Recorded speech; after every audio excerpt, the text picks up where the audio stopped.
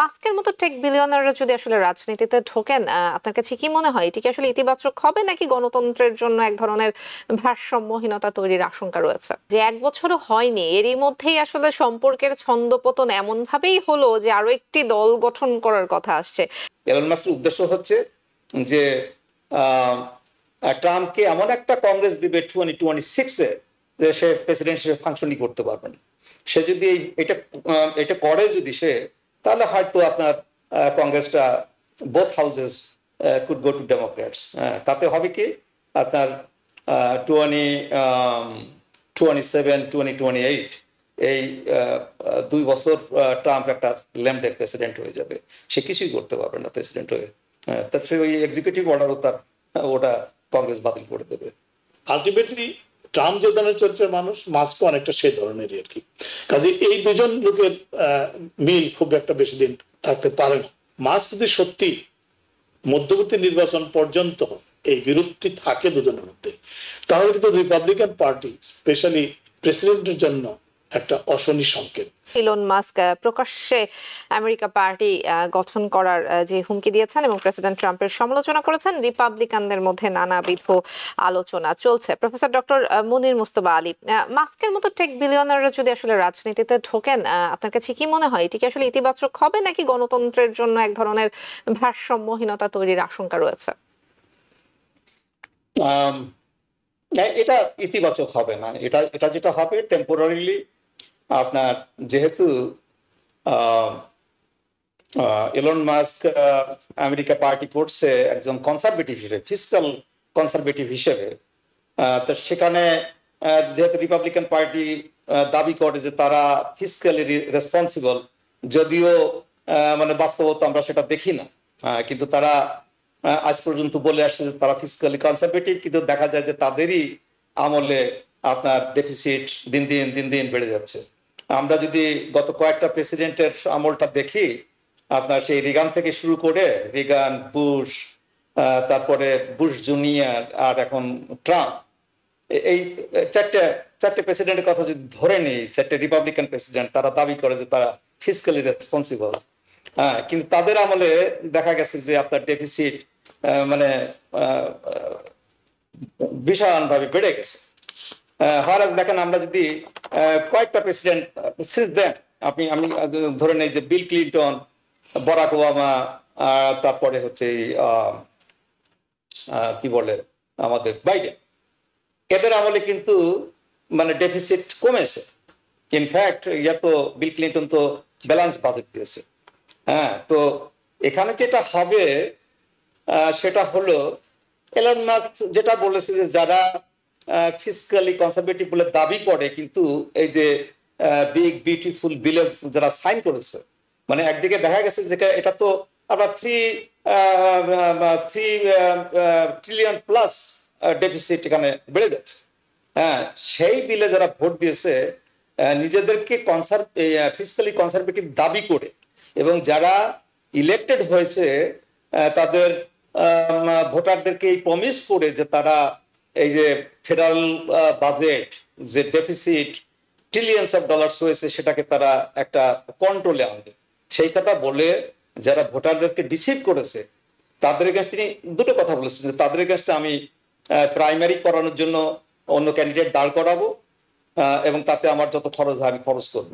আবার তিনি বলেছেন যে তিনি নতুন একটা পার্টি করবেন এবং সেই পার্টির তরফ থেকে তিনি ক্যান্ডিডেট খাড়া করবেন। তা এখানে যেটা হয় আপনার এই যে থার্ড পার্টিতে আমেরিকায় যেটা হয়, আমরা অতীতে যেটা দেখেছি যে পার্টি থেকে থার্ড পার্টির ক্যান্ডিডেট হয়, যদি কনসারভেটিভ থার্ড পার্টি ক্যান্ডিডেট হয় তাহলে কনসারভেটিভরা লুজ করে, আবার যদি প্রগ্রেসিভ পার্টি থেকে থার্ড পার্টি ক্যান্ডিডেট হয় তাহলে প্রগ্রেসিভরা কি করে। যেমন আমরা দুটো ইলেকশনের কথা বলতে পারি, আপনার এটা সিনেটে হয়, কংগ্রেসও হয়, আপনার প্রেসিডেন্সিয়াল ইলেকশন হয়। তো প্রেসিডেন্সিয়াল ইলেকশন গুলো আমরা মনে রাখি বেশি করে। আপনি দেখেন জর্জ H.W. বুশের আমলে রস পেরো, সে ওই থার্ড পার্টি কনসারভেটিভ ক্যান্ডিডেট হিসেবে সে ইলেকশন করেছিল, সে 19% ভোট পেয়েছিল। তাতে প্রতিটা কার হয়েছিল? George H.W. বুশের। বিল ক্লিন্টন কিন্তু তাকে ডিফিট দিতে পারতো না, সে কিন্তু পেরেছে এই রস পেরোর বদৌলতে। আবার দেখুন আমরা 2000-এ কি দেখলাম, 2000-এ election between George W Bush and Al Gore. এখানে আল গোর কিন্তু খুব সহজে হয়ে যাওয়ার কথা, কিন্তু তিনি হতে পারলেন না, কারণ ওই যে গ্রিন পার্টির র্যাল্ফ নাদের তিনি 3% ভোট পুল করলেন। সে কারণে দেখা গেল যে ডেমোক্র্যাটটা লুজ করলো। তো সেইটা হবে হয়তো, দেখা যাবে, এবং সেইটাই হয়তো আপনার এলন মাস্কের উদ্দেশ্য। এলন মাস্কের উদ্দেশ্য হচ্ছে যে ট্রাম্পকে এমন একটা কংগ্রেস দিবে 2026-এ যে সে প্রেসিডেন্ট হিসেবে ফাংশনই করতে পারবেন। আপনি দেখুন, চিন্তা করে দেখেন যে মানে হাউসটা কয়েকটা ভোটের ব্যবধানে তারা মেজরিটি রিপাবলিকানরা, সেখানে যদি সে জাস্ট 5টা-6টা সিট টার্গেট করে যে এই 5টা-6টা সিট আমি ফ্লিপ করব এবং ডেমোক্র্যাটরা হাউসে মেজরিটি হবে, তো 6টা কংগ্রেশনাল সিটে কত টাকা খরচ হবে এলন মাস্কের? আমি ধরে নিলাম যে একটা শেষে 50 মিলিয়ন করে খরচ করবে। 50 মিলিয়ন করে হলে কত হবে? মানে 6টা সিটে তার 300 মিলিয়ন। 300 মিলিয়ন তো তার কাছে কিছুই নেই।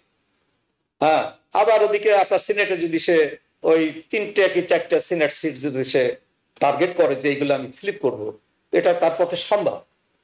এবং আমি আশঙ্কা করছি সে যদি ওই তার সম্পর্কটা ট্রাম্পের সাথে, আমি একটা জিনিস দেখতে পাচ্ছি, সেটা হচ্ছে এদের মধ্যে যে টানা পড়েন সম্পর্ক, হয়তো এদের যে এদের চরিত্র হচ্ছে আপনার প্রতিশোধমূলক, এবং এই ট্রাম্পের এগেইনস্টে একটা প্রতিশোধ নেওয়ার জন্য সে হয়তো এটা করছে।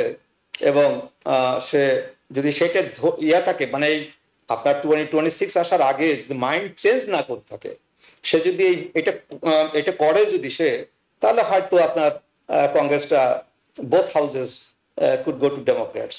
তাতে হবে কি আপনার 2027-2028 এই 2 বছর ট্রাম্প একটা ল্যামডেক প্রেসিডেন্ট হয়ে যাবে, সে কিছুই করতে পারবে না প্রেসিডেন্ট হয়ে। তার সে ওই এক্সিকিউটিভ অর্ডারও তার ওটা কংগ্রেস বাতিল করে দেবে। জি, মোহাম্মদ মালেক, আপনার পর্যালোচনা শুনবো, সেই সাথে একটু যুক্ত করবেন কিনা যে 1 বছরও হয়নি, এরই মধ্যেই আসলে সম্পর্কের ছন্দপতন এমন ভাবেই হলো যে আরো একটি দল গঠন করার কথা আসছে। আপনার কাছে কি মনে হয় আসলে এটার নেপথ্যে কি থাকতে পারে? দেখুন, ওই একটা কথা আছে যে তোমাকে বদিবে যে গোকুলে বাড়ি শেষে। তো এই গত প্রেসিডেন্সিয়াল নির্বাচনের আগে আমরা এলন মাস্ককে একজন ধনকুবের হিসেবেই চিনতাম আর কি।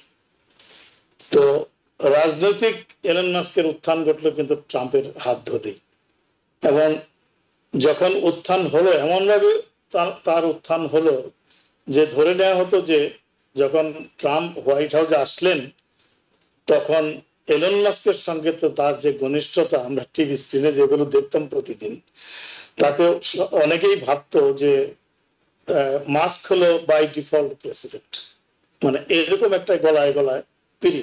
অর্থাৎ ট্রাম্পই কিন্তু মাস্ককে রাজনৈতিক মঞ্চে নায়ক হিসাবে পরিচয় করে দিয়েছে।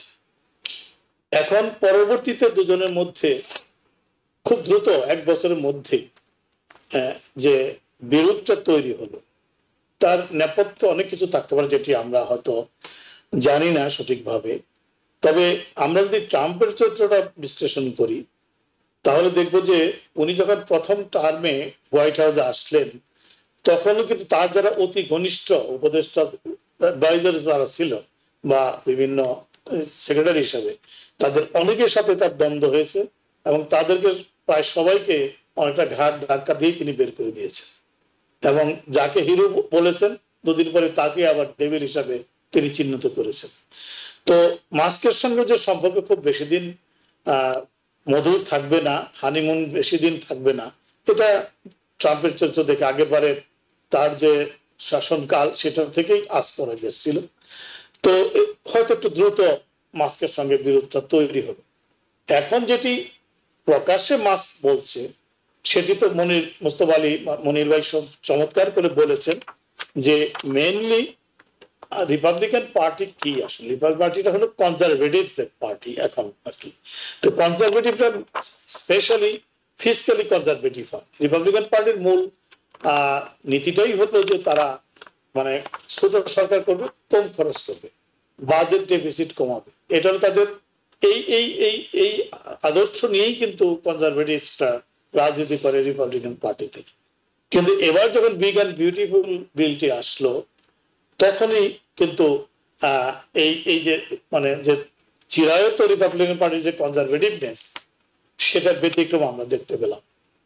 আর মাস্ক কিন্তু দেখুন, যে কথাটি প্রথমেই বলেছে সেটা হলো যে মাস্কে কেন আনা হয়েছে। মাস্কে ডজের প্রদান করা হলো কি জন্য? ফেডারেল খরচ তিনি কমাবেন। তো ফেডারেল খরচ কমাবেন, সেখানে এনে তাকে যে এই হাজার হাজার লোকের চাকরি চলে গেল, ফেডারেল জব চলে গেল অনেকের, সেটা আমরা দেখলাম। কিন্তু আবার দেখুন যে বিশাল একটা বাজেট, বিগ অ্যান্ড বিউটিফুল একটা বিল উত্থাপন করা হলো, যেটিতে ডেফিসিট বহুগুণে বেড়ে যাবে এবং খরচ বেড়ে যাবে। তো এই যে খরচ বেড়ে যাবে, এতে কি হলো? তাহলে আলটিমেটলি ডজ তৈরি করা হলো যে উদ্দেশ্যে, সেই উদ্দেশ্যটা কিন্তু আর থাকলো না। তো এখানে কিন্তু দ্বন্দ্বটার সূত্রপাত মাস্কের সাথে ট্রাম্পের। এখন যেটি করলো, যে যেমন মনির ভাই কিন্তু আরেকটি কথা চমৎকার বলেছে, এই মানে মোস্ট রিসেন্ট রিপাবলিকান পার্টি প্রেসিডেন্টদের আমরা যেটা দেখতে পাচ্ছি, তারা যতই বলুক যে খরচ কমিয়ে রাখবেন, কিন্তু আলটিমেটলি তাদের সময় কিন্তু ডেফিসিট সবচেয়ে বেশি হয়েছে, ন্যাশনাল ডেট সবচেয়ে বেশি হয়েছে। আপনি ট্রাম্পের প্রথম শাসন আমলে কিন্তু প্রায় $7 ট্রিলিয়ন নতুন ডেট যুক্ত হয়েছে আমেরিকার অর্থনীতিতে। তাহলে তারা মুখে স্লোগান দেয় যে খরচ কমাবে, যে খরচ কমানোর অজুহাত দিয়ে ডজ তৈরি করে হাজার হাজার ফেডারেল এমপ্লয়ির চাকরি চলে গেছে। ঠিক তারাই আবার দেখেন এখানে এই প্রতিরক্ষা খাতে বাজেট বাড়িয়ে এবং সীমান্ত রক্ষায় বাজেট বাড়িয়ে এখানে বিশাল বড় একটা বাজেট ঘাটতি তারা তৈরি করেছে। তো এই বিষয়টি নিয়েই মূলত মাস্কের সাথে সংঘর্ষ বা মতবিরোধ বা দ্বন্দ্ব। তবে আমি মনে করি এটি না হলেও আলটিমেটলি ট্রাম্প যে ধরনের চরিত্রের মানুষ, মাস্কও অনেকটা সেই ধরনেরই আর কি। কাজে এই দুজন লোকের মিল খুব একটা বেশি দিন থাকতে পারে না, কারণ এরা দুজনেই কিন্তু অত্যন্ত আনপ্রেডিক্টেবল। তাদের কথাবার্তা, তাদের মানে মানে আচরণের স্পষ্টই বোঝা যায় যে আনপ্রেডিক্টেবল লোক। দুইজন আনপ্রেডিক্টেবল লোক যখন একসঙ্গে থাকে, তখন তাদের সম্পর্কটাও ভেরি মাচ আনপ্রেডিক্টেবল হয়ে যায়। তখন আর প্রেডিক্টেবল থাকে না, মানে তাদের প্রেডিক্টেবিলিটাই আনপ্রেডিক্টেবিলিটাই প্রেডিক্টেবল, এই হলো অবস্থাটা। তো স্বভাবতই মাস্কের সঙ্গে এ কারণেই দ্বন্দ্ব সৃষ্টি হয়েছে। আরো ভিতরে অনেক কারণ থাকতে পারে, যেটি আমরা হয়তো জানি না, ভবিষ্যতে জানতে পারবো। তবে একটা জিনিস কিন্তু সত্য, মনির ভাই যেটি বলেছেন, যে মাস্ক যদি সত্যি মধ্যবর্তী নির্বাচন পর্যন্ত এই বিরোধটি থাকে দুজনের মধ্যে, তাহলে কিন্তু রিপাবলিকান পার্টি স্পেশালি প্রেসিডেন্টের জন্য একটা অশনি সংকেত।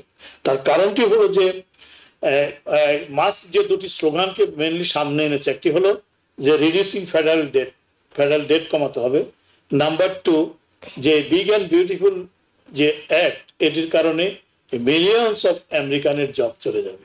ফলে এই অ্যাপিলগুলো কিন্তু যারা কনজারভেটিভ ভোটার্স, তাদের মধ্যে ব্যাপক একটা সাড়া ফেলবে। তার মধ্যে উনি আবার যেটা প্রাইমেরিতে চ্যালেঞ্জ করার ঘোষণা দিয়েছেন, যে এই যারা এই বিগ অ্যান্ড বিউটিফুল মানে বিলে যে সমস্ত আইন প্রণেতা সবচেয়ে সোচ্চার ছিলেন, তাদের সবাইকে তিনি প্রাইমেরিতে চ্যালেঞ্জ করেছেন যেন প্রাইমেরিতে তারা জিততে না পারে। এবং সেটি যদি মাস্ক সত্যি চান তাহলে তিনি পারবেন। তার কারণ নির্বাচনে, পৃথিবীর যে কোনো দেশ নির্বাচনই বলেন, আমেরিকার তার ব্যতিক্রম নয়, মানি টক্স। নিউ ইয়র্ক থেকে সম্প্রচারিত TVN 24 টেলিভিশন বিশ্বজুড়ে বাঙালির কণ্ঠস্বর।